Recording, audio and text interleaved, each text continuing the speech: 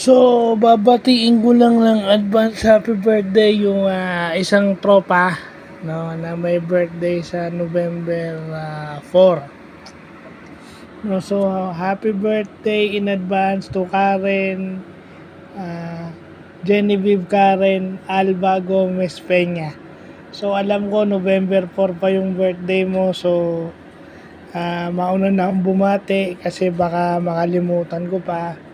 Ingat kayo ni Paul parate, ilagi ko naman sinasabi, at saka